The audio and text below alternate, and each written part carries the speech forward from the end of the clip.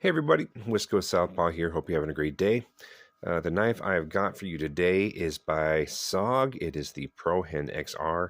I have a number of SOG knives. I really enjoy them. I have them in a bunch of different, well, not a bunch, probably three different blade steels. They just seem to be a really well-built knife and not super expensive. A lot of their knives come in this Cryo D2. It's what this knife comes in, which is kind of an interesting steel. I don't know if the cryogenic treatment, according to some stuff I've read, it does help with toughness and that kind of thing.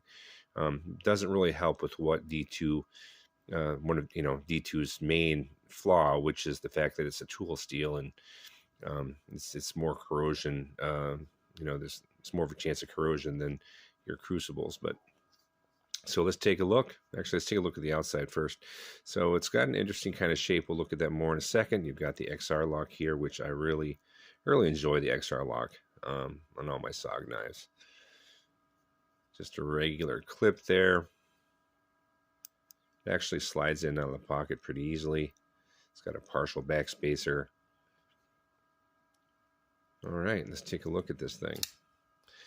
This is a cool blade shape. So this is I've done a short about this. I have with this one and one of my other knives, the Scout, designed by Mikkel Willemsen. Don't really know much about him, but the blade shapes, he does seem to favor this type of blade shape. It's centered. Actually, let's take a look at that and make sure. Yeah, it's centered. It does have the reversible clip, and it does a little different than most knives do, where it's got the little hole at the top to flip it over from one side to the other. Makes it super deep carry. So all you see is actually the top of that pocket clip when you're carrying it, which is good if you want to if you're going super stealth mode. Blacked out, obviously. You have a finger choil here that is, your finger doesn't fit in it, but you can choke up a little bit if you need to get more precision there towards the end of the blade. You've got some jimping just in that one spot there, and they got that cool type of, I think this is, yeah, it's so interesting how many of these knives you think they're one thing. Now that it looks like a drop point to me, but as you get closer, it almost looks like it's a little more pronounced. So could this be a clip point?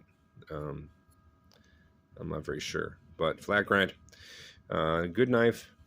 XR lock, like I said, I really like the XR lock. It does seem to adjust over time. I know with my Terminus, which I've used more than any of my other SOGs because it's just super EDC friendly.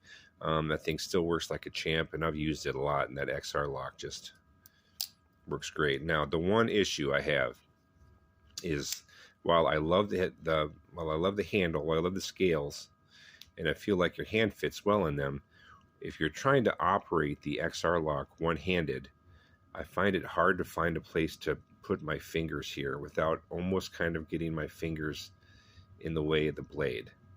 A lot of people like to just hold on to the bottom of the knife when they do it, but because of the kind of extreme taper here at the bottom, a lot of times I'm trying to put some pressure on the base of my hand to operate the knife one-handed, it slides, you know. So you really have to kind of be careful, or just make sure it doesn't shut all the way if you're going to operate it one-handed. Other than that, I do like the knife. Like I said, I like SOGs. I've got a lot of them. Some expensive, some not expensive. This one is not super expensive. I mean, it's not a $20 knife, but it's not $200. I think this was about $70. I think I paid for this.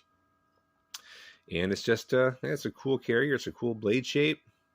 And that's half the reason why we carry knives, don't we? Is just to kind of show them off, and while we're cutting open an Amazon box or whatever. And yeah, this is a good one. This is a good one. I really do like all my SOGs. So, all right, that's about all I got for you today, guys. Hope you have a great day. We'll see you next time.